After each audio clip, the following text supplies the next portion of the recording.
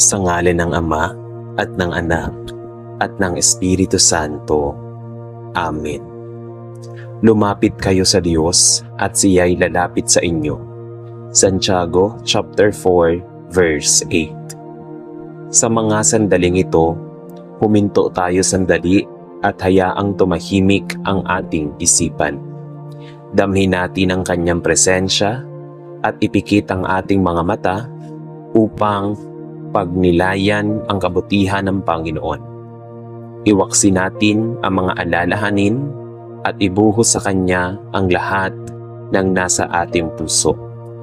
Tanggapin natin ang Kanyang liwanag na nagbibigay linaw, pag-ibig na nagbibigay lakas, at awa na nagbibigay kapayapaan.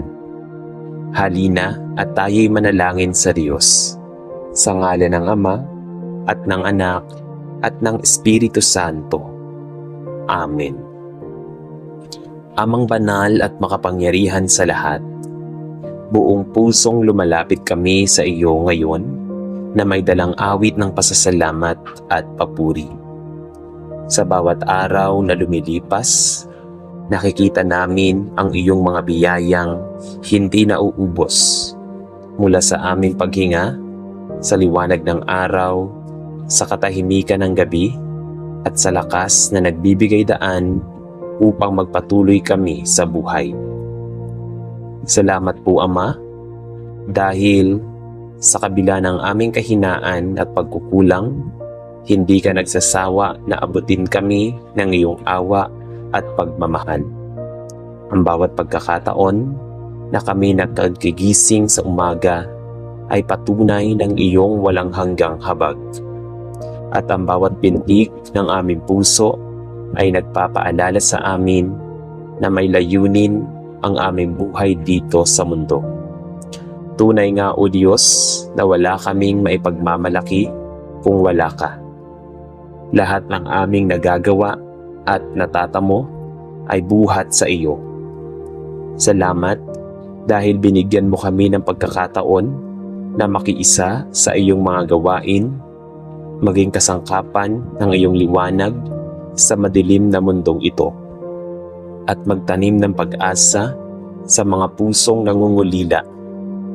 Panginoon, sa oras na ito, kami ay lumulupot at nagsusumamo sa iyong harapan. Naway patuloy mong gabayan ang aming mga gawain na nakalaan para sa iyo. Alam namin na ang paglilingkod sa iyo ay hindi laging madali. May mga hamon, tukso, at pagsubok na nagtatangkang humadlang sa aming pagkilos. May mga pagkakataon na kami napapagod, nadidismaya, at nakakalimot sa tunay na layunin ng aming paglilingkod. Kaya't ngayon, O Diyos, inihiling namin ang iyong banal na patnubay upang manatiling dalisay ang aming mga puso. Bigyan mo kami ng karunungan upang maunawaan ang iyong kalooban at matutong sumunod ng may kababaang loob. Palakasin mo ang aming kalooban upang kahit sa gitna ng kapighatian at kahirapan, magpapatuloy pa rin kami sa pagbabahagi ng iyong salita at pag-ibig. Hinihiling namin ang iyong Espiritu Santo na siyang magbibigay sa amin ng kaliwanagan upang maging tunay na mga lingkod na may malasakit, katapatan, at kasigasigan. Amang banal, itinataas din namin sa iyo ang aming kapwa na kasama sa gawain. Naway pagkalooban mo sila ng tibay at lakas ng loob upang sa bawat hakbang ay makita nila ang halaga ng kanilang paglilingkod. Ipaalala mo sa amin na ang gawain para sa iyo ay hindi lamang nakapaloob sa simbahan, kundi sa bawat kilos ng kabutihan at pagmamalasakit na aming naipapadama sa aming kapwa. Sa pagtulong sa nangangailangan, sa pagdamay sa nagdadalamhati, at sa pagbibigay ng pag-asa sa mga nawawala ng lakas. Naway maipakita namin ang iyong tunay na mukha. Panginoon, turuan mo kami na maging mapagpakumbaba, na hindi maghangad ng sariling kapurihan, kundi itaas lamang ang iyong pangalan. Panginoon, sa mga oras na kami ay nagkukulang, patawarin mo kami. May mga sandali na mas pinapakinggan namin ang aming sariling kagustuhan kaysa sa iyong tinig. May mga pagkakataon na napapabayaan namin ang iyong gawain dahil sa aming sariling interes. Kaya't kami nagsusumamo sa iyong habag. Linisin mo ang aming puso, alisin ang anumang pagkamakasarili at palitan ito ng dalisay na hangarin na maglingkod lamang sa iyo. Hinihiling namin na ikaw ang maging sentro ng bawat plano, proyekto at adhikain upang lahat ng ito ay maging kalugod-lugod sa iyong paningin. Naway maging malinaw sa amin na ang tunay na kagalakan ay hindi nagmumula sa kayamanan o tagumpay ng mundo, kundi sa pagtupad sa iyong kalooban at paglalaan ng aming buhay para sa iyong dakilang layunin. At ngayon, Ama, aming ipinapahayag ang aming ganap na pagtitiwala sa iyo. Alam namin na walang gawain ang magtatagumpay kung hindi mo ito sasamahan. Ang aming lakas ay limitado, ang aming talino ay kulang, ngunit ikaw ang walang hanggan at ganap. Kaya't kami nakasandal sa iyo at ipinagkakatiwala ang lahat ng aming ginagawa. Naway ang bawat hakbang ay gabayan mo, ang bawat salita ay puspusin mo ng iyong kapangyarihan, at ang bawat kilos ay maging patunay ng iyong kabutihan.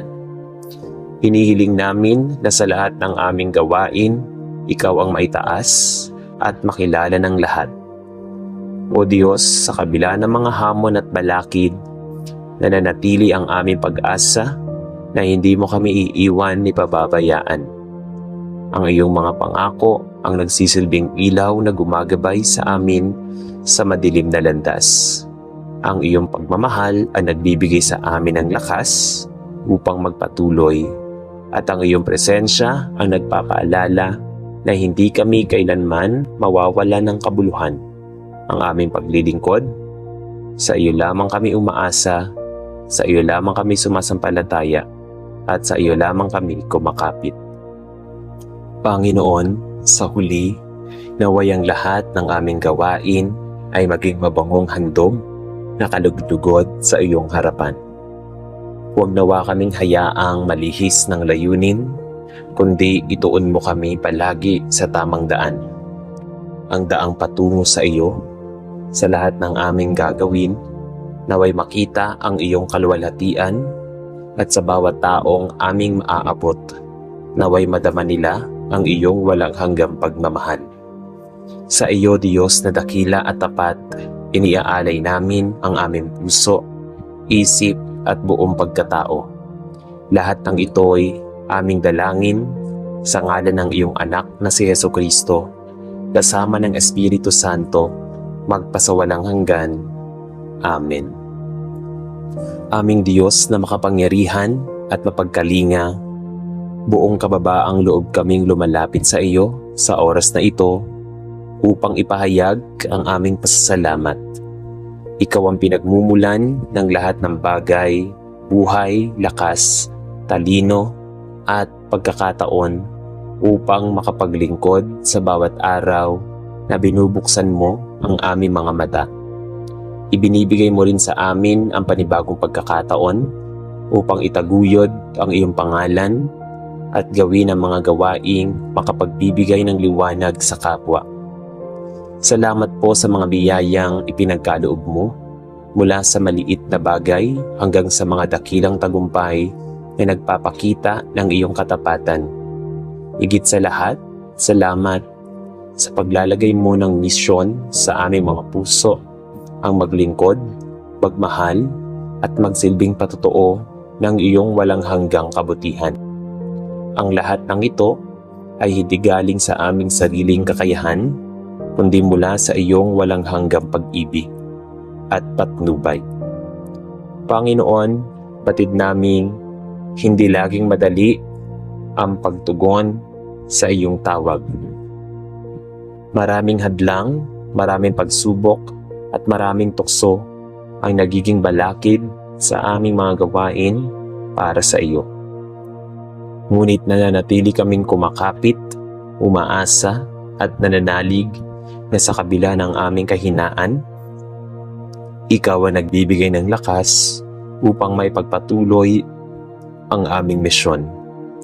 Itinataas namin sa iyo ang lahat ng aming mga plano, proyekto at adhikain na nakaugat sa iyong salita.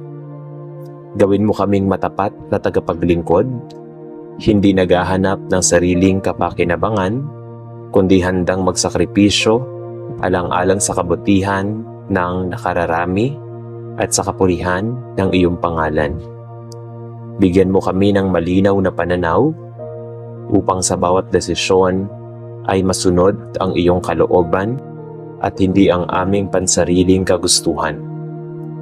Amang mapagmahal, hinihiling din namin ang iyong tulong upang mapanatili ang aming mga puso sa wagas na hangarin. Iwaksi mo po ang lahat ng anyo ng kayabangan, inggit at pagdududa na maaaring sumira sa gawain. Palitan mo ang aming damdamin ng tunay na kababaang loob at pusong mapagpakumbaba. Turuan mo kaming magpatawad sa mga nagkukulang, umunawa sa mga kahinaan ng aming kasama, at patuloy na magbigay inspirasyon sa halip na maging dahilan ng pagkatisod ng iba. Sa bawat pagkilos namin, naway makita ng aming tao ang iyong presensya at hindi lamang ang aming sarili. Hinihiling namin na ang bawat salita at gawa ay maging salamin ng iyong liwanag upang marami pang kaluluwa ang madadala sa iyong piling. Panginoon, sa mga oras ng pagod at panghihina, ipaalala mo sa amin ang dahilan kung bakit kami naglilingkod. Hindi dahil sa gantimpala o papuri ng tao, kundi dahil sa aming pagmamahal sa iyo. Itinataas mo ang aming espiritu kapag kami nawawala ng pag-asa, at palakasin mo ang aming kalooban kapag kami nahaharap sa mga pagsubok.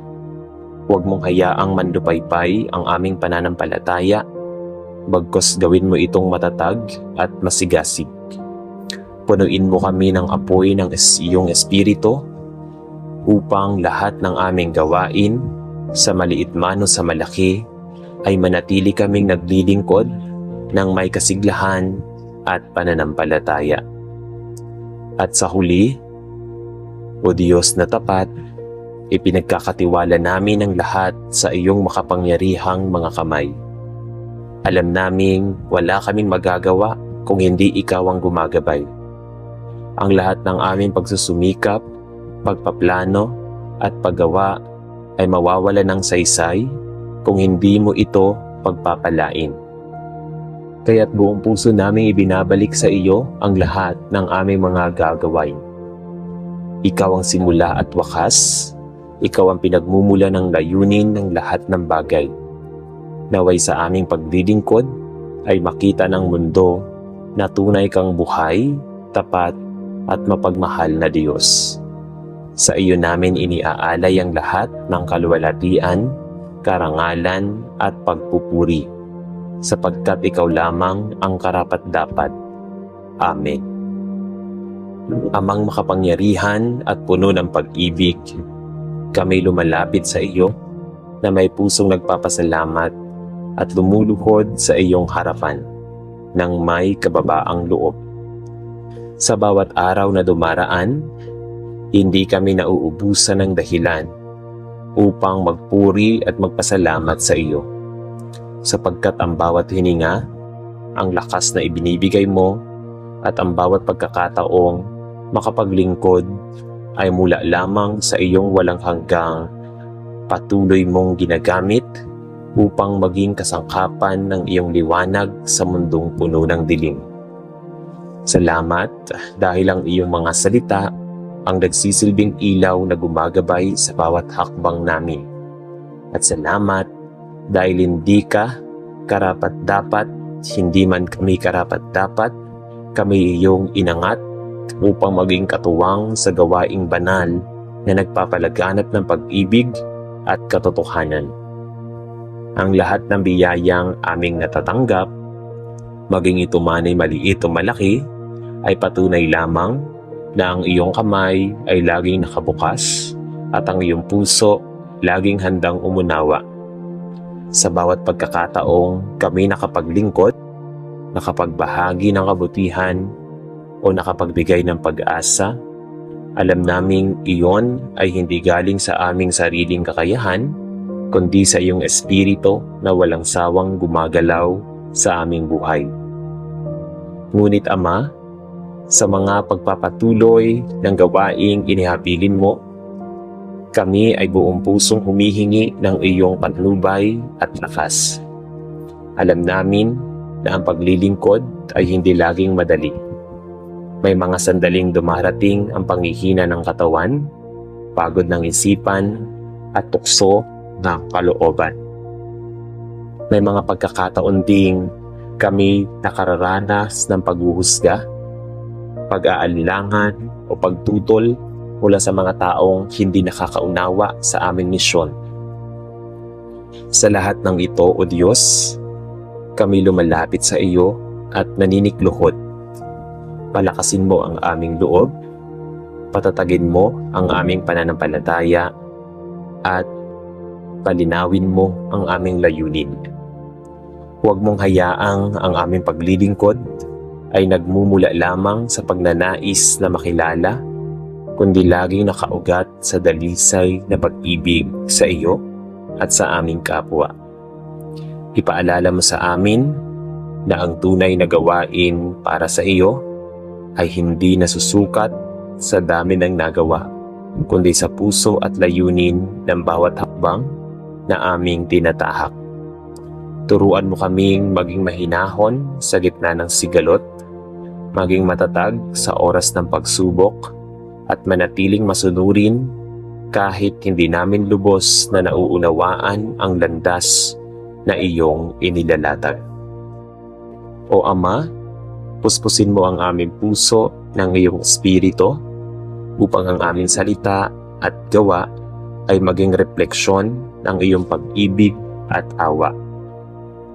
Naway sa bawat pagkilos namin, ang mga tao ay hindi lamang kami makita, kundi ang iyong presensya na sumisilang sa aming buhay. At ngayon, Panginoon, sa lahat ng aming ginagawa at pinapangarap, ibinibigay namin sa iyo ang buong pagtitiwala at pananampalataya. Naniniwala kami na ang lahat ng aming pagsisikap ay walang kabuluhan kung wala kang basbas. At ang lahat ng aming mga plano ay mawawalan ng saysay kung hindi ito nakaugma sa iyong banal na kalooban. Kaya't itinataas namin ang lahat sa iyo, ang aming mga gawain, ang aming mga proyekto, ang aming ministeryo, at maging ang aming mga pangarap. Sapagkat alam naming sa iyo lamang ito magkakaroon ng ganap na katuparan. Sa iyo kami umaasa, O Diyos, na sa bawat pagkukulang namin, ikaw ang magpupuno, sa bawat pagkakamali namin, ikaw ang magtutuwid, at sa bawat pagkabigo namin, ikaw ang magbibigay ng pag-asa at panibagong lakas. Maraming salamat, Panginoon Diyos, aming Ama, sa iyo ang papuri, sa iyo ang kadakilaan, at sa iyo ang walang hanggang pasasalamat. Hayaan mo na sa aming paglilingkod, mas maging malinaw sa lahat na ikaw ang pinagmumula ng lahat ng tagumpay. Ikaw ang dakilang may likha ng lahat, at ikaw ang tunay na dahilan kung bakit kami naririto. Sa aming pagsuko at pagtitiwala, alam naming hindi mo kami kailanman papabayaan, sapagkat ang iyong mga pangako ay tiyak at ang iyong katapatan ay hindi nagmamaliw. Sa dakilang pangalan ng iyong anak na si Hesukristo, itinataas namin ang panalangin ito. Amen.